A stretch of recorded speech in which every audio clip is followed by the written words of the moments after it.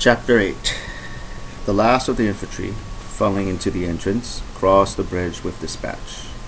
When finally all the baggage wagons had passed, the crush abated, and the last battalion marched on to the bridge. Some of the hussars of Denisov's squadron were left facing the enemy on the other side of the bridge. The enemy could be seen in the distance from the opposite hill, but was not yet visible from the bridge below. For the horizon, as seen from the valley through which the river flowed, was formed by a rise not more than a half verst away. Before it laid a wasteland over which groups of our Cossack cavalry patrols could be seen moving here and there. Suddenly, on the road at the top of the opposite slope, troops in blue great coats and artillery appeared. These were the French. The Cossack patrols withdrew, moving down the hill at a trot. All the officers and men of Denisov's squadron, though they tried to look elsewhere and talk of casual matters, could think only of what was on the hilltop, and kept peering at those patches appearing on the horizon, which they recognized as enemy troops. The weather cleared in the afternoon, and the sun glowed brilliantly as it descended over the Dunable and the dark hills around it. It was still, and from time to time the sound of bugles and the shouts of the enemy could be heard from the hill. Now there was nothing between the squadron and the enemy except an inconsiderable number of cavalry patrols. A barren expanse of some 700 yards was all that separated them. The enemy had ceased firing, and that stark, formidable, unapproachable, intangible line that separates two hostile armies was all the more clearly felt.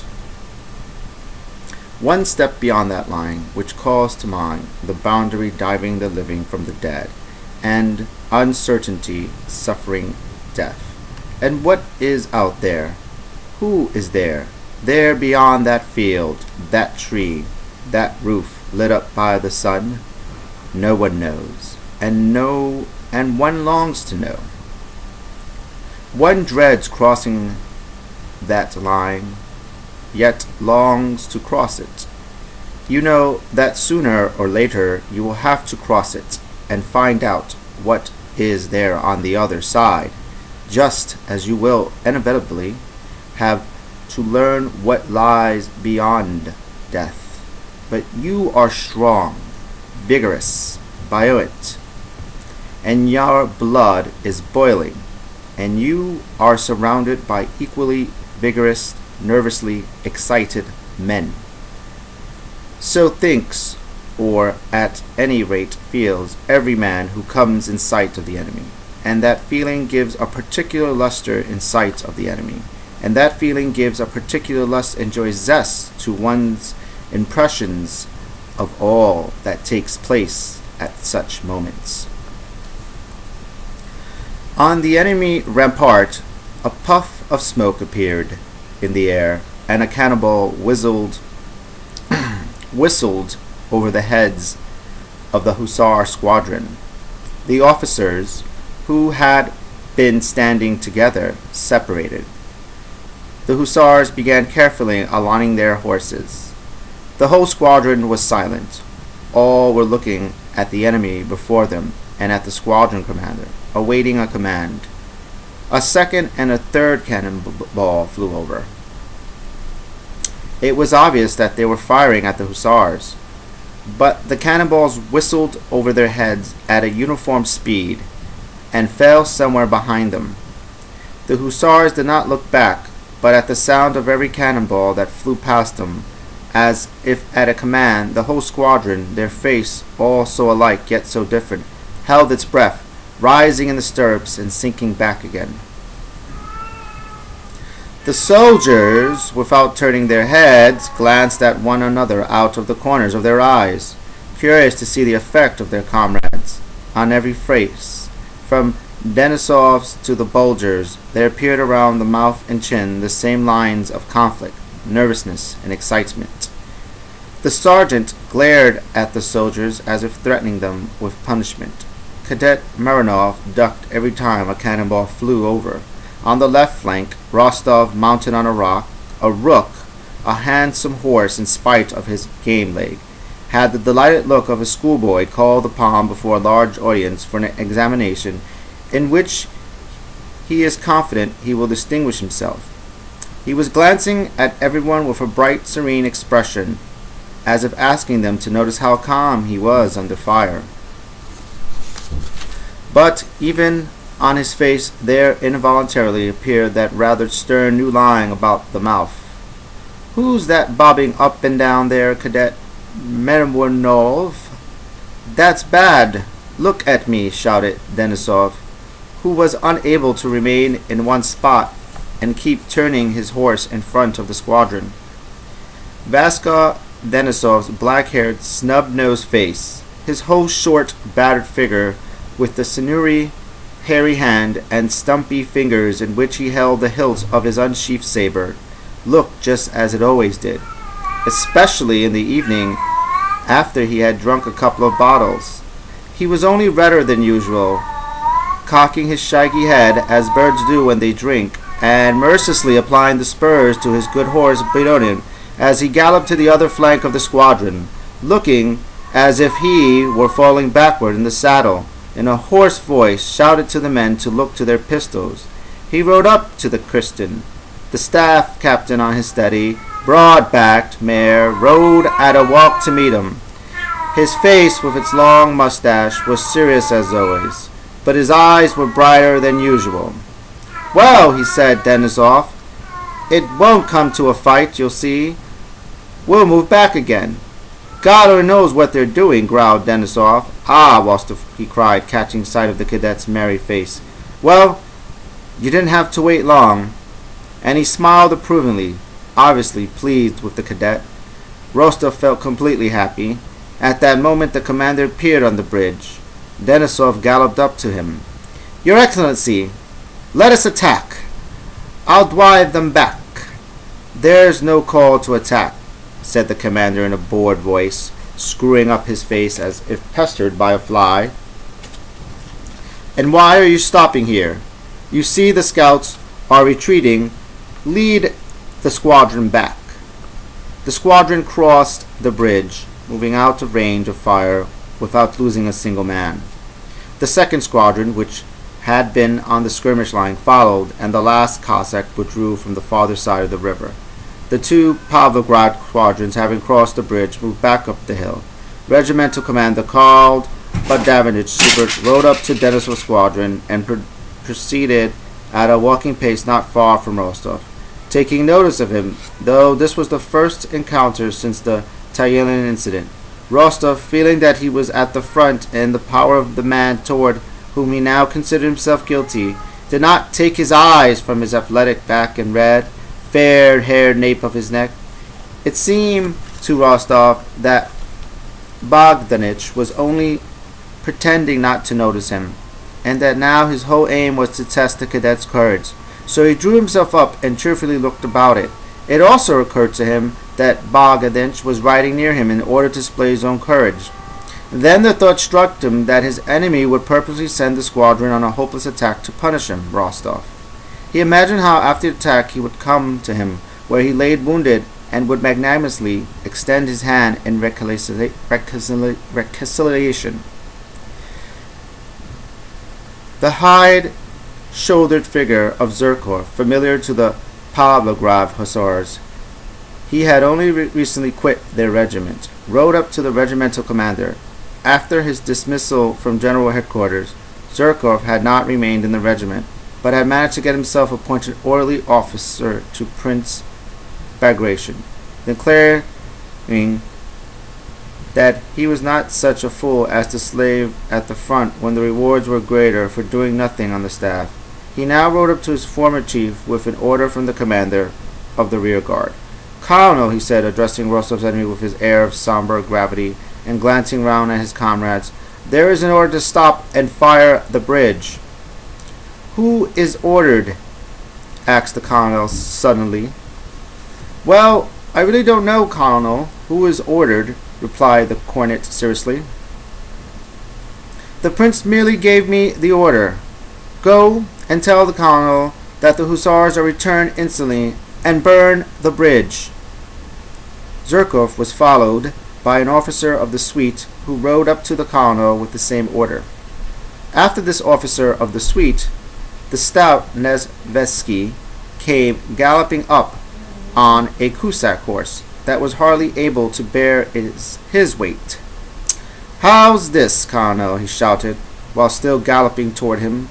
I told you to fire the bridge, and now someone has bungled it. They've all gone mad over there.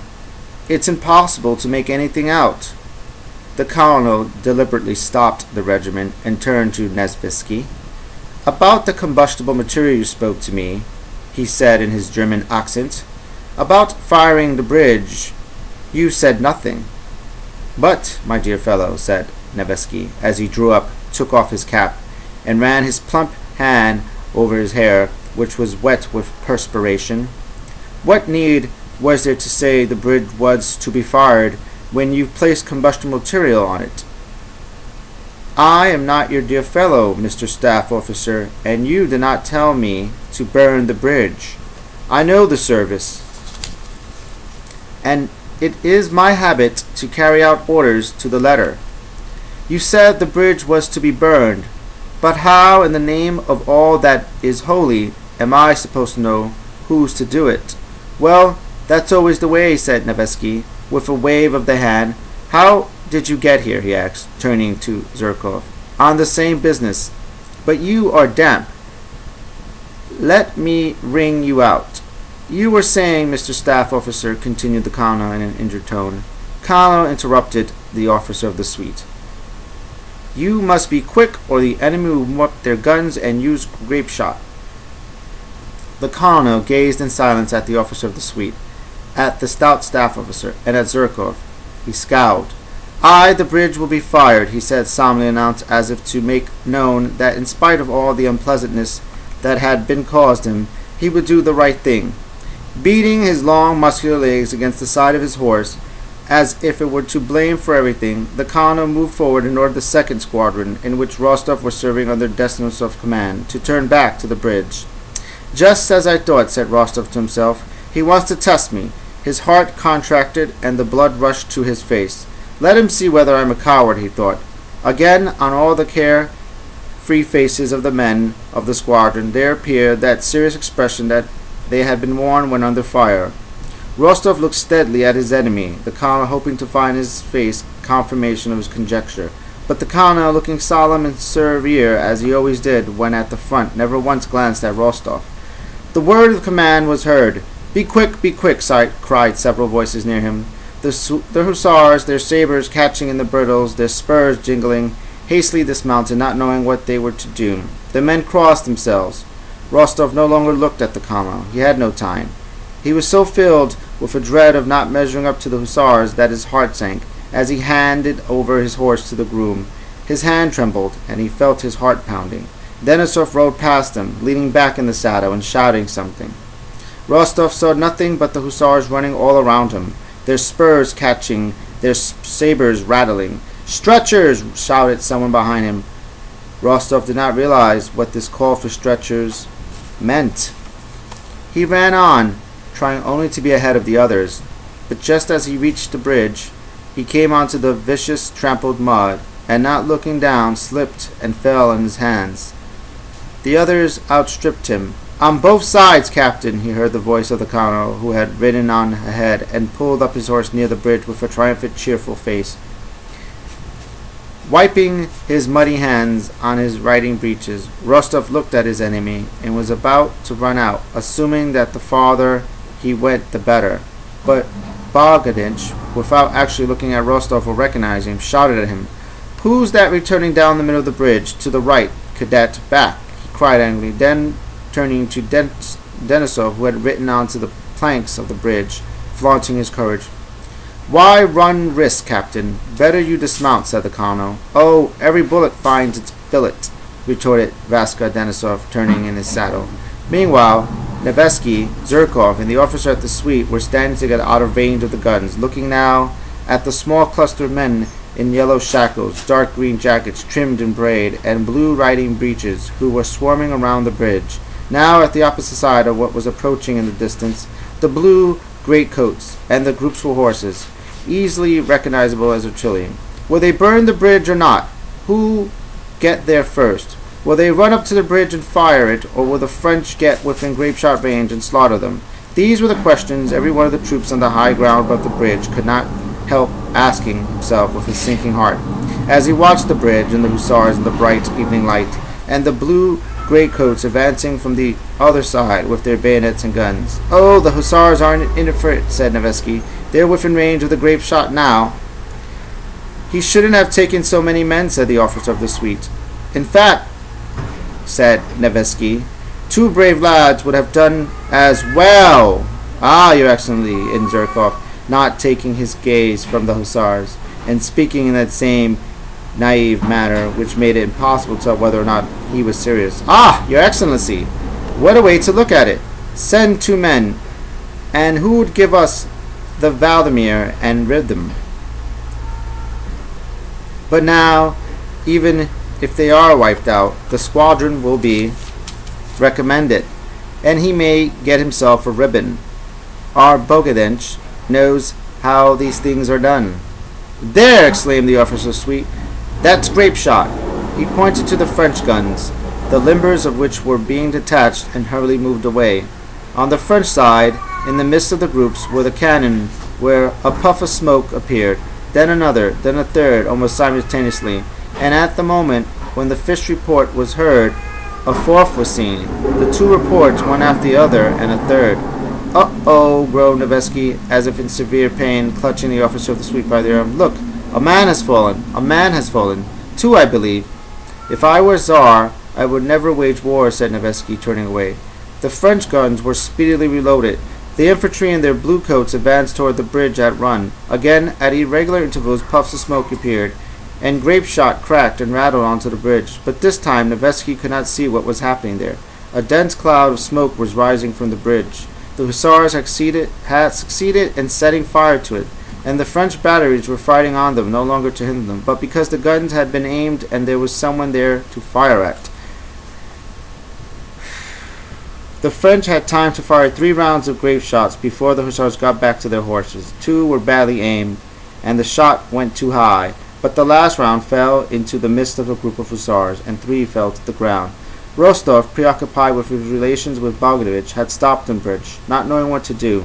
There was no one to cut down, as he has always pictured a battle, nor could he help to fire the bridge, not having brought with him, as the other soldiers had, any twist of straw. He stood looking about him, when suddenly there was a rattling sound as if nuts were being split on the bridge, and one of the hussars, the one standing nearest him, fell against the railing with a groan.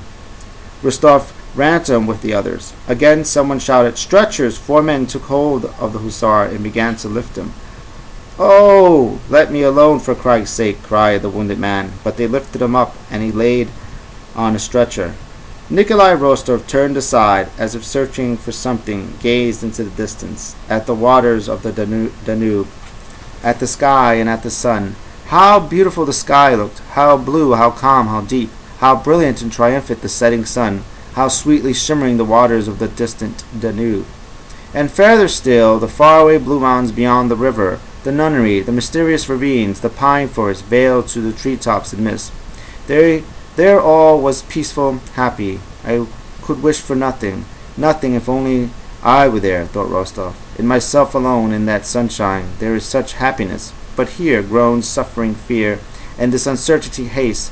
Here, again, they are crying out, again running back somewhere, and I shall run with them, and death is here, above me and around me. Another instant, and I shall never again see this sun, this water, this ravine. All that moment the sun was hidden by clouds, and more stretchers appeared before Rostov. And the fear of death and all of the stretchers, and the love of the sun and of life, all merged into single sensation of sickening anxiety. "Lord God, thou who art in thy heaven, save, forgive, and protect me," he whispered to himself. The hussars, ran back to the men holding their horses, their voices sounding clearer and calmer, and the stretchers disappeared from sight. "Well, bother, you've smelled powder," shouted Vaska just above his ear. "It's all over." "And I'm a coward," thought Rostov. With a deep sigh, he went to the groom and took his horse, Rook, which stood resting one foot, and started to mount. "What? Is that grape shot?" he asked Denisov. "And what grape shot?" cried Denisov. "You were brave, lads, and it's nasty work. An attack, that's nice work. You cut them down, but this is a hell of a business, with them shooting at you like a target." And Denisov rode off to a group that was standing not far from Rostov's, composed of the regimental commander, Nevsky, Surkov, and the officers of the suite. It seems no one noticed, thought Rostov, and indeed no one had taken any notice, for everyone was acquainted with the sensation that the cadet under fire for the first time had experienced. "Here's something for you to report," said Zherkov. "See if I don't get promoted to second lieutenant. Inform the prince that the bridge, have burned," said the colonel jubilantly. "And if he asks about the losses—" "Not worth mentioning," boomed the colonel. "2 hussars wounded and 1 killed outright," he said, with undisguised joy, unable to repress a smile of delight as he resoundingly snapped out of the pine phrase, "killed upright." Chapter 9. Pursued by the French army of 100,000 men under the command of Bonaparte, encountering the hostility of the local inhabitants, no longer trusting their allies, suffering from an insufficiency of food supplies, and compelled to operate under conditions unlike anything that had been foreseen, the Russian army of 35,000 men under Kusevov's command was hastily retreating down the Danube, stopping when overtaken by the enemy, and repulsing him with rear guard action, but only insofar as it was necessary to effect a retreat without loss of equipment. There had been actions of Labach, Amstetten, and Melk, but in spite of the courage and perseverance acknowledged even by the enemy, with which the Russian troops had fought, the only consequence of these engagements was a still hastier retreat. The Austrian troops that had escaped captured at Omd and had joined Kusevov at Brno now separated from the Russian army, and Kusevov was left with only his weak and exhausted forces. The defense of Vienna could no longer be thought of. Instead of an offensive, the plan of which had been carefully thought out according to the principles of the modern science of strategy, and presented to Kusevov during his stay in Vienna by the Austrian Hofkriegsrat, the sole and almost unattainable aim now remaining to him was to effect a junction with the forces that were advancing from Russia without losing his army as Mack had done at Ulm. On the 28th of October, Kutuzov crossed the left bank of the Danube with his army, and for the first time made a stand with the Danube between him and the main body of French forces. On the 30th, he attacked Mortier's division, which was on the left bank, and defeated it. In this action, for the first time, trophies were taken: banners, cannons, and 2 enemy generals. After retreating for 2 weeks, the Russian troops had halted, fought, and not only held the field of battle, but repulsed the French. And although the troops were ill-clad, exhausted, and had lost 1/3 of their number in stragglers, wounded, sick, and killed, though they had left their sick and wounded on the other side of the Danube with a letter from Kusevov entrusting them to the humanity of the enemy, though the hospitals and large houses of Krems that had been converted into infirmaries could no longer accommodate all the sick and wounded. Despite all this, the stand made at Krems and the victory over Mortier significantly raised the spirits of the troops. The most joyful, though erroneous, rumors of the illusory approach of columns from Russia, of a victory won by the Austrians, and of the retreat of the dismayed Bonaparte circulated. During the engagement, Prince Andrei had accompanied the Austrian general, Schmidt, who was killed in battle. His own horse had been wounded under him, and his hand grazed by a bullet. As a mark of the commander-in-chief's special favor, he was sent with the news of this victory to the Austrian court, which, threatened by the French, was no longer at Vienna, but at Brno. On the night of the engagement, excited but not weary in spite of his apparently slight physique, Prince Andrei could endure fatigue better than the very strongest man. He had ridden to Krems with a dispatch from Dokuturov to Kutsevov, and the same night he was sent as a courier to Brunn. Apart from the reward, to be sent as courier was an important step toward promotion. It was dark, starlit night. The road loomed black in the snow that had fallen the previous day, the day of the battle. Reviewing his impressions of the recent engagement, happily picturing to himself the effect he would produce with his news of a victory, and recalling his leave-taking from the commander-in-chief and his comrades, Prince Andrei sped along in a post-chaise, enjoying the feelings of a man who has at last begun to attain a long-desired happiness. The moment he closed his eyes, there echoed in his ears the sound of gunfire mingled with the rattle of wheels and the sensation of victory. Then he began to imagine what the Russians were feeling, fleeing, that he himself was killed. But he quickly roused himself with the feeling of joy, as if learning afresh that this was not so, that on the contrary, the French had taken flight.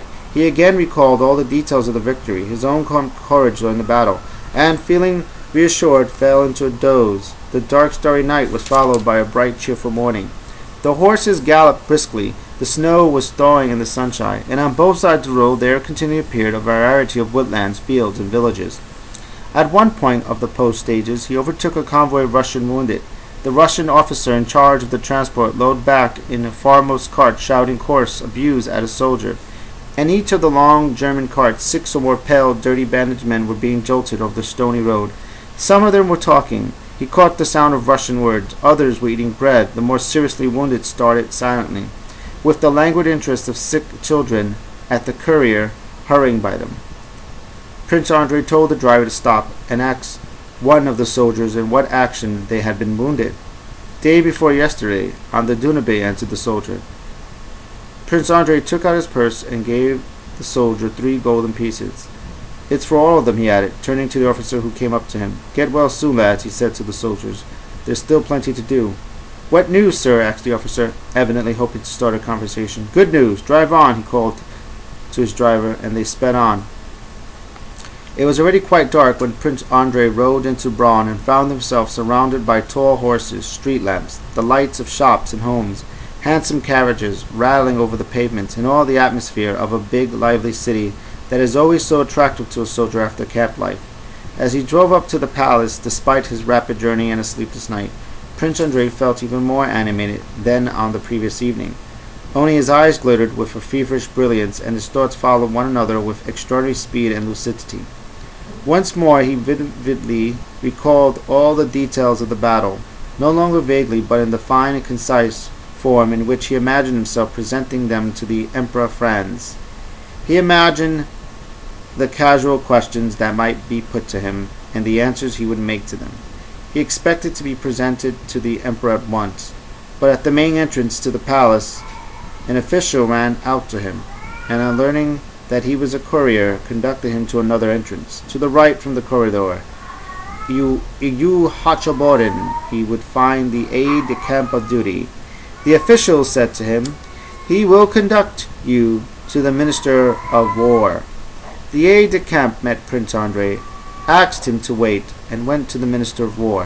5 minutes later he returned, bowing with signal courtesy, and letting Prince Andrei precede him, he ushered him across the corridor into a private room where the Minister of War was at work. The aide-de-camp, by his elaborate courtesy, seemed to wish to ward off any attempt at familiarity on the part of the Russian adjutant. Prince Andrei's joyous feeling waned appreciably as he approached the door of the War Minister's room. He felt himself affronted, and without his being aware of it, this feeling instantly turned into one of disdain, which was quite groundless. His fertile brain instantly suggested to him a point of view that justified his contempt for both the aide-de-camp and the Minister of War. Never having smelt powder, they probably think it's very easy to win victories, he thought. His eyes narrowed disdainfully. He entered the minister's room with marked deliberateness. This feeling was intensified when he first saw the minister, who was seated at a large table, and for the first 2 or 3 minutes took no notice of his entrance. The Minister of War, his bald head with gray hair at the temples bent low between two candles, was reading some papers and making notations in pencil on them. He went on reading to the end without raising his eyes at the opening of the door and the sound of footsteps. "Take this and deliver it," he said to the aide-de-camp, handing him the papers and still making no notice of the courier. Prince Andrei felt that either the operations of Kutuzov's army were of less interest to the Minister of War than any of the other matters he was concerned with, or that he wanted to give the Russian courier the impression. "But as a matter of complete indifference to me," he thought. The minister drew the remaining papers together, squared the edges, and raised his head. He had a distinctive intellectual head, but the instant he turned to Prince Andrei, his shrewd, determined expression of his face changed in a way that was evidently conscious and habitual with him. He assumed the inane smile of undisguised hypocrisy worn by a man who is continually receiving one penitentiary after another. "From General Field Marshal Kutuzov," he asked. "Good news, I hope. There has been engagement with Morshar. A victory, a high time." He took the dispatch which was addressed to him, and began to read it with a grieved expression. "Oh, my God, Schmidt," he said in German. "What a calamity, what a calamity!" Having skimmed the dispatch, he laid it on the table and glanced at Prince Andrei, evidently considering something. "Ah, what a calamity! The engagement, you say, was decisive, but Mortier was not captured." Again he pondered. "Very glad you have brought good news," thought Schmidt's death is a heavy price to pay for the victory. "His Majesty will no doubt wish to see you, but not today. I thank you, and now rest. Be at the levee tomorrow after the review, but I will let you know." The inane smile, which had vanished while he was talking, reappeared. "Goodbye. Thank you very much. His Majesty the Emperor will probably wish to see you," he repeated, and bowed his head. When Prince Andrei left the palace, he felt that all the interest and happiness the victory had afforded him had now been left in the indifferent hands of the Minister of War and of the polite aide-de-camp. The whole tenor of his thoughts instantly changed. The battle seemed to him a memory of some remote, even long past. And I'm going to leave it off there. Thank you for continuing to watch this episode of War and Peace. Please give it a thumbs up, thumbs down, leave a comment below, or subscribe. The subscribe button, and or just do nothing, keep watching, and I'll see you in the next video. Bye.